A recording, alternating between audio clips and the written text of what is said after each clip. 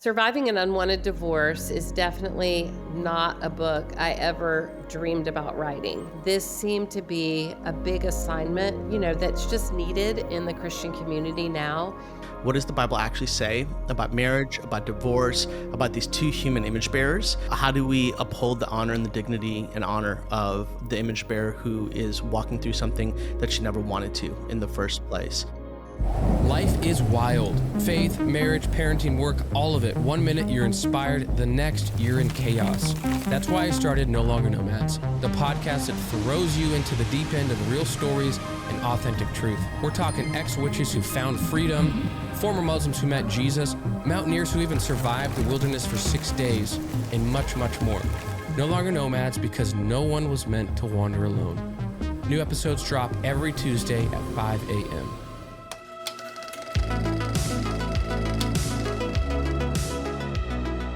What's up, everyone? Welcome to this episode of No Longer Nomads. I'm your host, Josh Doyle, and today we have Lysa TerKeurst and Dr. Joel Muddamalle. It is a wonderful episode. They are so incredibly humble and full of so much wisdom. We talk about Lysa's new book called Surviving an Unwanted Divorce. That may not be your story, but maybe you're walking through some other type of pain, or maybe you're walking through some other type of hurt. And if you are, like most people, this is a good episode for you because we address that. And Dr. Joel does a fantastic job talking about that. Lysa also provides so much wisdom and practical steps for those that are walking through really difficult times right now. If you feel like someone you know in your life needs to hear this episode, this message, pass it on. That also helps us grow, and hopefully that'll bring them some hope and some healing too and point them in the right direction. So yeah, let's get to the show. Before we do that, jump over to our website, nolongernomads.co. You can find some sweet merch. You can find some inside stuff on the newsletter and whatnot. So it's incredible to see this community, the small community, start to grow. And I just want to thank you guys so much. And really, it's about you. So write in if you want to hear some topics. Let us know. If you have some guests you want us to bring on the show, let's do it. So without further ado, let's get to this episode. Lysa and Dr. Joel, thank you so much for coming on the show. How are you guys doing today? Terrific. Thank you for having us. We're doing great. I'm in Charlotte, North Carolina right now, and it is rainy and gloomy, and Lisa's in sunny Florida. And man. There you go. Nice. Well, I'm thrilled to have you guys on the show. Lysa, I would love to ask you, tell us about your latest book and why you decided this was the time to write it. Yeah, Surviving an Unwanted Divorce is definitely not a book I ever dreamed about writing. I could think of so many subjects I would love to tackle, and yet this seemed to be a big assignment for, that's just needed in the Christian community now. I never wanted to be the poster child for divorce. I had actually become pretty convinced after nearly 30 years of marriage that I would not be a part of the statistics of divorce. Yeah. Unfortunately, in the end, I didn't walk away from my marriage. I had to accept some very painful realities because of choices that were not my own. And it's hard to walk toward a future, devastating to walk toward a future that you never saw coming, that you don't want, and that feels so terrifying. Yeah. And, even though it's been years now since I walked through all of that pain, all of this started in 2014, 2015. And so, I think it feels so long ago, and sometimes it's like, I just want to move on with where I'm at in life now, and I don't want to revisit it. But I also can't see the need and know that I could help and not do it. Yeah. And the need is so massive right now. I had the privilege and honor of having two very key people walk beside me to help me heal. And that is Dr. Joel Muddamalle, who of course is joining us today. And then my licensed professional counselor, Christian counselor, Jim Kress. And I don't know that I would have survived without these two guys in my life.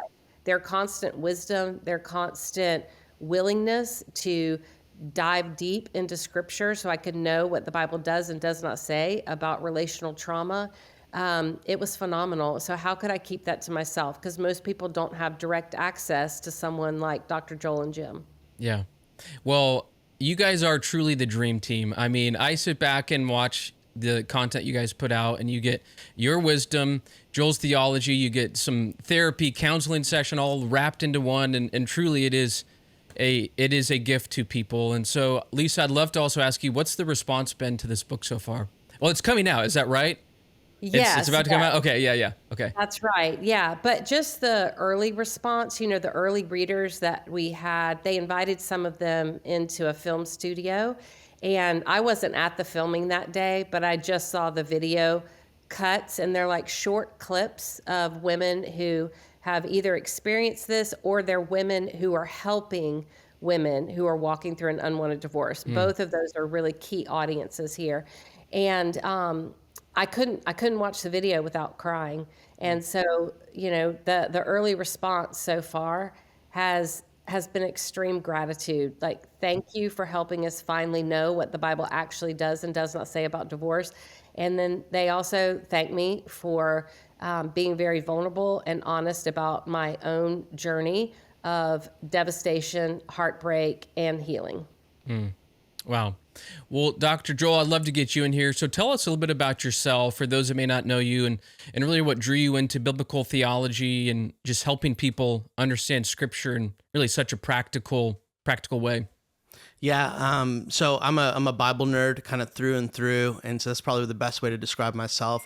A lot of years of kind of formal theological study. Okay. And so undergraduate degree in biblical studies, a seminary degree, ended up doing a stint in getting a master's degree in organizational psychology while I was kind of bivocational church planting, and then did a THM and a PhD. All that to say, a lot of study of scripture and Bible.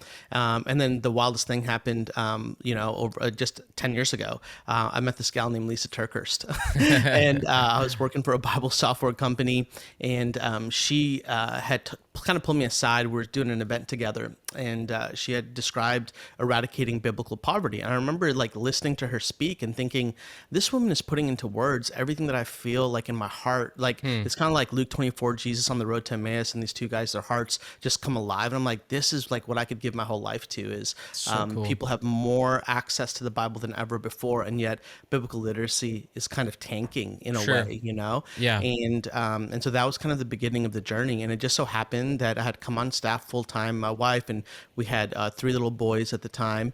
And it wasn't at least but a year, maybe a year and a half, until Lise kind of walked through one of the most devastating parts of her life. And for me, it was a moment where my academic theological training had to interact and kind of collide in a way with my life, with my everyday life. Lysa and I are actual friends. My kids call her Auntie Lysa. Love when that. things happen in my life with my kids, we need wisdom. My wife and I, we call Lise, and so for me, this was where kind of this thought came up for me, which is a theology that is unlivable is absolutely unhelpful. And as Lise was walking through the death of her marriage, I was having to be faced with, what does the Bible actually say about marriage, about divorce, about these two human image bearers, and how do we uphold the honor and the dignity and honor of the image bearer who is walking through something that she never wanted to in the first place. And so that's kind of like my background and how I came into a lot of this, and then met Jim Crest through it. And then there you go, therapy and theology. I love it. Speaking of 3 kids, I think I have one knocking at the door. And so you might hear that. Thankfully, you probably won't pick it up through the microphone. But yeah, I've got 3 boys, young boys, 7. Our middle child just turned 5 yesterday. And then a 3-year-old. So our life is busy, it's hectic. And with that comes, waters that my wife and I weren't really ready to face, bigger emotions that we experienced that we didn't have when we were single. And really, we've gone through our fair share of heavy waters ourselves. And so all those things we weren't expecting, but right, when you have kids, and it's going to be glorious, I'll be the funnest dad, and I'll, but it is hard, it's challenging, and it doesn't just really eat it, eats at your marriage too, if it can. And so anyways, I'd love to stay with you, Joel, here for a second. In Matthew 19, you talk about Jesus reframed the divorce laws through like how he elevated and protected the dignity, which I love, of women. So do you mind explaining a little bit of the cultural context? And if we want to get a little more heady and nerdy, we could talk about kind of the schools of thought in Deuteronomy that he was referencing. Yeah. So, one of the things that's really important for us as we're reading the Bible is to recognize that the Bible was written in a cultural context, a social context, and a historical context. So, just a quick example of that is, Lise, how are the Jags doing this week? Well, rough game in London there. So this So, Lise, what am I talking about when I say that? of course, you're talking about the football team here in That's right. Jacksonville. That's right. And so you can notice, Josh, instantly, like we actually do cultural context, like instantly. So I said, how are the Jags doing? Instantly, Lisa goes, oh, we live in Jacksonville. We're talking about the Jacksonville Jaguars. We're talking about football, by the way. They were actually in London. And so the context of it actually shifts from Jacksonville to London. I mean, all of these things, our brains are processing at an incredibly high rate because we're in the culture. We don't need somebody to say Jaguar. And we actually don't even need somebody to say, like, now, if the context was different and we said, hey, Lise, is Chaz looking to buy a new car? What did he think about the Jag? Like we'd be like, oh, the context has changed, Yeah. Or if like she was with her grandkids, hey, how is the zoo? It's like, oh, the literal physical animals, jaguars. Yeah. And so you have three domains of potential, but the context determines how it's being used. In Matthew 19, you have a situation where Jesus is very well aware of his situation. He's very well aware of the existing schools of thought. There were the Shammai and Hillel schools of thought, and one was we could talk about in terms of liberal and conservative. One view was like, hey, for any reason at all, and there's some rabbinic studies. It's like, if your wife burned the meal, right, while she was cooking, reason for divorce, be done, Dang. And then the other one was extremely strict, like for only the case of sexual infidelity, and like it has to be proven, it has to be only in that case can there be the possibility of a certificate of divorce. And so if you look at Matthew 19, here are these religious rulers, right? And they come to Jesus and the Pharisees, they try to catch him. They try to catch him up, and they go, some Pharisees approach him to test him, and they ask, is it lawful for a man to divorce his wife on any grounds? And then Jesus replies, haven't you read? Which I think is a great passive aggressive like statement of Jesus, because they're the Pharisees, of course they've read, but Jesus is like, were you actually reading? Because if you were, maybe you wouldn't be asking this question. And we could go on in a lot of detail about this, Josh, but I'll summarize it. I'd love for everybody to go back to the book to kind of read through the footnotes and the content and the sourcing for it. But Jesus does a couple things. One of the things that he does is first he actually corrects what the Pharisees say. The Pharisees say, didn't Moses demand that he must give a certificate of divorce? And Jesus responds, no, it's not a demand, it's a permission. No, and it's actually technically like written there in verse 8. He told them, Moses permitted you, right? So right off the bat, you get the sense that Jesus wants us to fight for the ideal of marriage. It's the ideal of marriage, though, that Jesus wants us to return to, right? And the second thing that Jesus does is he takes the man and the woman and puts them on equal standing. And here's why. In the Greco-Roman world, underneath the law, a married man could technically have sex with an unmarried woman. And in so doing, would not commit adultery. It'd be fornication, but it's not adultery. Right? Interesting. Jesus goes back to the original creation in Genesis, and he elevates the man's responsibility. By the way, the dudes are sweating right now, right? They're sweating because, and Jesus is always doing this, and he elevates and says, actually, by the way, any type of infidelity is on that level of adultery. So this is actually a calling of the man to come up to the standard. And then he goes on and he talks about, the permission of divorce, and he talks about sexual immorality. Now, once again, in the ancient world, Jesus doesn't necessarily have to say, and of course, about Exodus 21 and the two other reasons, the three categories for divorce. That would have been already in the back of people's minds. And so Jesus just highlights the one thing in order to trigger the mind to think of those three categories. In the same way that when I said, Lisa, how are the Jags doing? That triggered a series of things in her brain. She goes, oh, they didn't do well. Oh, they were in London. Oh, it's an away game. You see, we're already doing that really well now.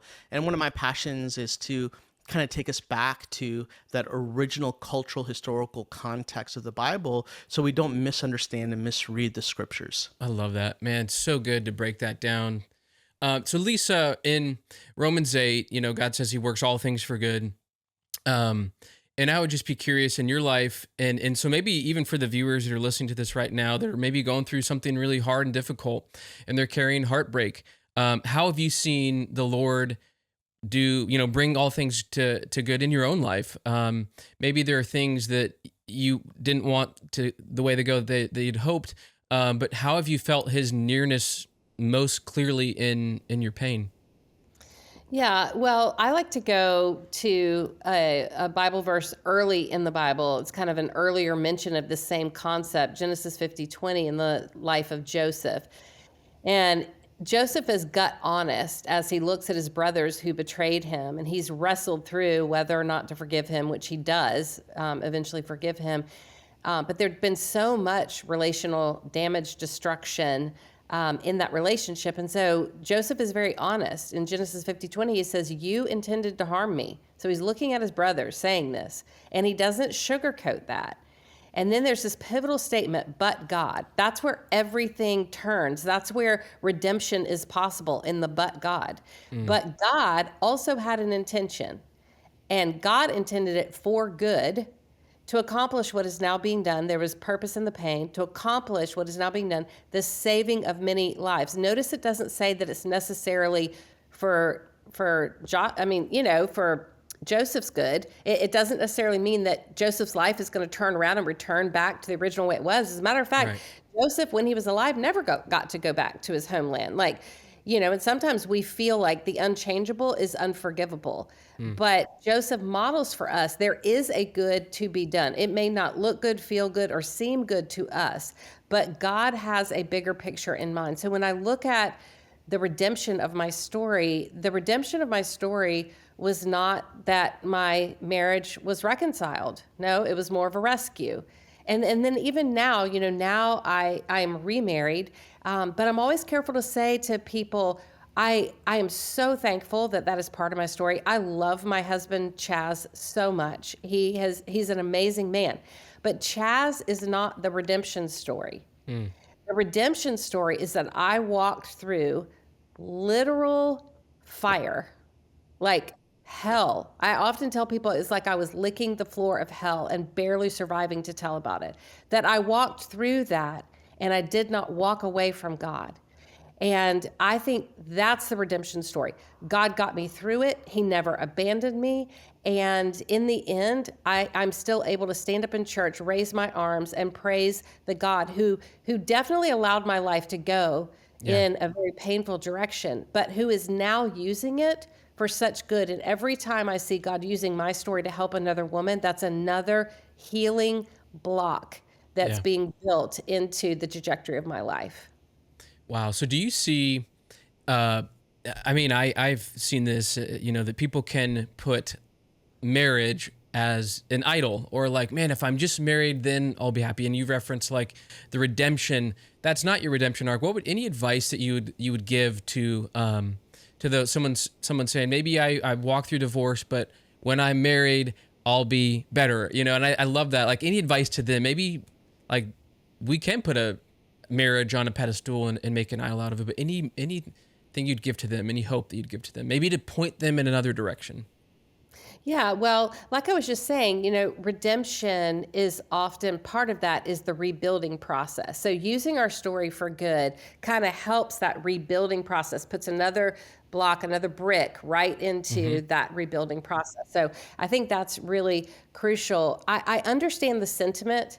Like, when I finally have someone who loves me, then I will feel better and it'll right the wrongs and Sure. fix the pain of loneliness.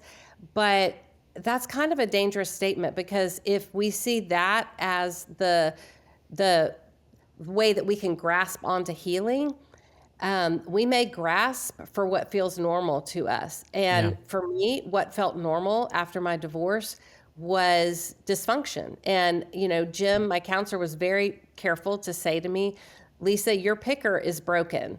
Now, you have to be careful how you say that. But what he means by that is normal to me had become the intensity and toxicity of a very dysfunctional dynamic. And because that felt normal, I had the propensity to gravitate toward that. Even if my mind was saying no, it's like my heart said, go with what's normal. And I could have gotten right back into another relationship. So we shouldn't look at another person and need them for our healing, or else we will probably compromise. What we need to Yeah. do is heal so that we can be freed up to want the right kind of person. We will attract who we are and what we are. So whatever level of help that we start attracting people at, we're going to attract that same level of help. So if you don't want to attract future dysfunction into your life, then you've got to get yourself into a more healed place so that you can attract a more healed person. So good. Dr. Joel, anything you'd add to that? Yeah, I would say that the question of marriage as an idol is such an interesting one, right? Because I Right. think there's certain Christian thoughts and ideas and images that we hold very sacred, and we ought to hold them sacred.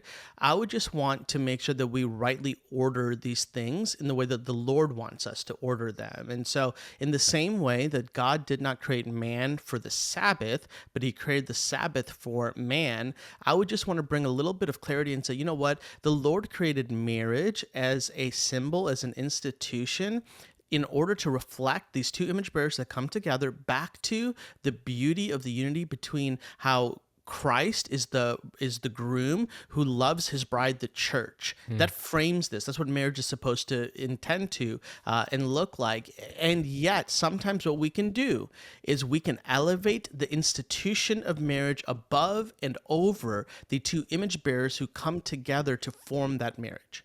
And so I think that it's just really important for us to recognize when one of these image bearers is dishonored, is abused, is left as a victim, is holding something that she never intended to hold. Now, of course, men can be in this position as well. Yeah. For the sake of the book, we wrote it from the perspective of the woman, but I do want to just clarify that there are men that have experienced this also.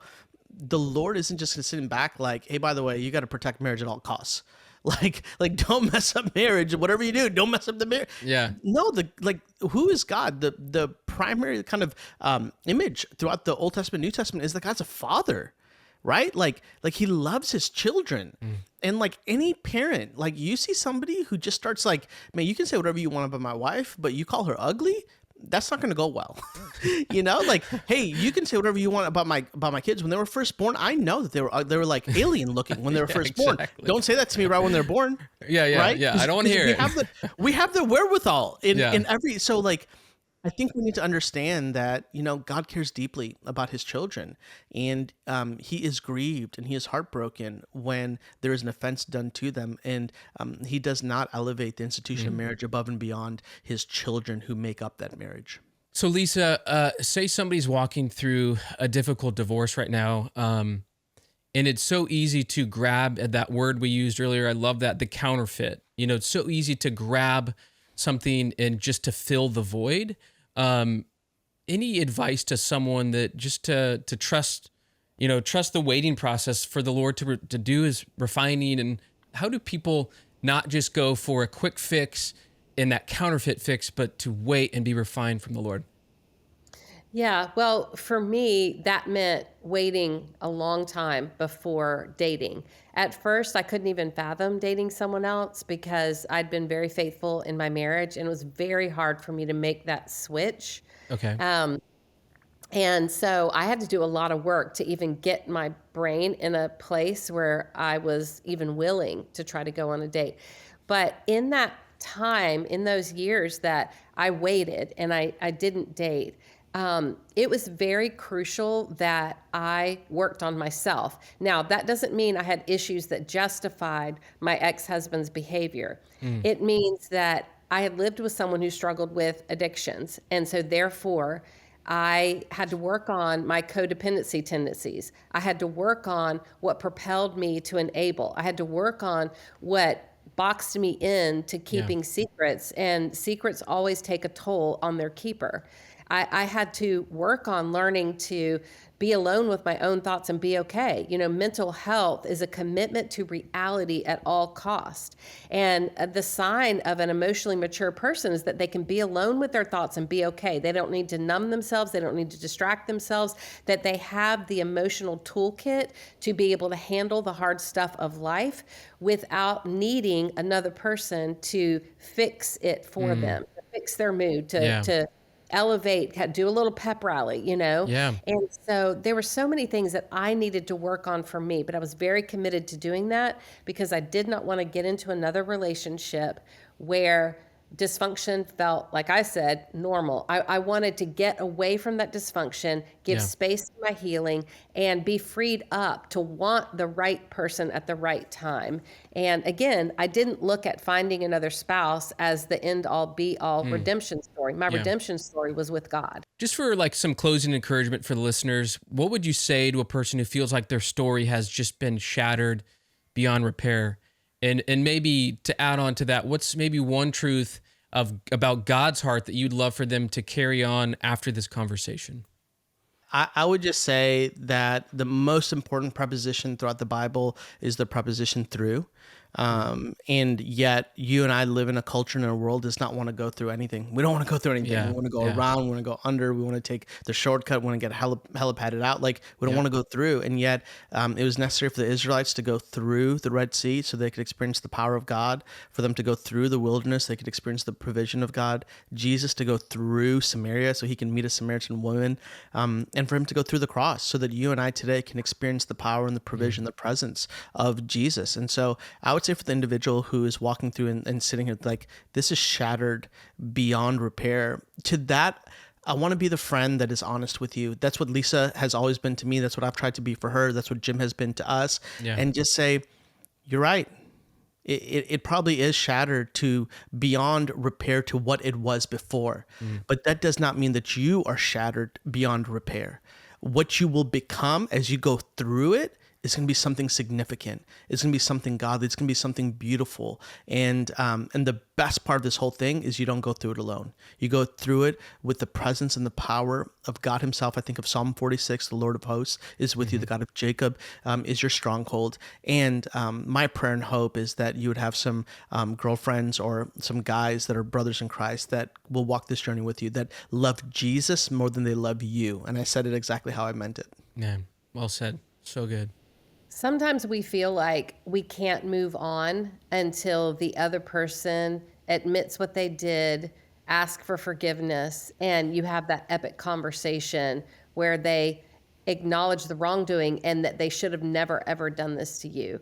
And chances are we may never get that epic conversation because the narrative the other person has to justify their actions is going to be a departure from reality, so that they can continue in their mind to feel okay about what they did. So if they don't think that they did anything wrong, they don't think they have to own anything, and they don't have to, seek forgiveness, then they're not going to do that. And so we will short circuit our ability to heal if we keep waiting for a conversation that the other person is incapable or unwilling of having. We have to detach our ability to heal and move forward from their choices. And this can be painful, but I just want to say a big part of what I needed another human to bear witness to what I'd been through, to say that they believed me, and to acknowledge how wrong it was. And Jim Cress was that person for me. And I want to be that person for any listener who's listening today. Can I just whisper into the depths of your heart, what happened to you was wrong? And I just want to acknowledge, I am so sorry. I'm so sorry they did what they did. I'm so sorry that they said what they said. It was wrong. It shouldn't have happened. But you deserve to stop suffering because of what another person has done to you. And I pray that this podcast, and I pray the book, Surviving the Unwanted Divorce, if that's applicable to your life, I pray that that's a real starting place for your healing journey. Wow. Thank you guys so much for joining the show. Where can we point people to find more about both of you, and really where to pick up the book as well? Yeah, you can check out our podcast, Therapy and Theology. You can find us both on Instagram, and then certainly you can find the book wherever books are sold. Awesome. Lysa has the spiritual gift of messages. I'm joking. She does not. She does not have the announcement messaging. Same thing. And then Lysa's on all the socials, on Instagram and Facebook, and same with me. It's just my last name on all the different socials. And then at proverbs31.org is where you can find the book, and you can find devotions and First Five, all the areas, and therapy and theology, all the areas that we do ministry day in and day out. I love it. Well, guys, thank you so much for joining us for this episode. And thank you, listeners, for tuning into this episode. We'll be back next Tuesday at 5 a.m.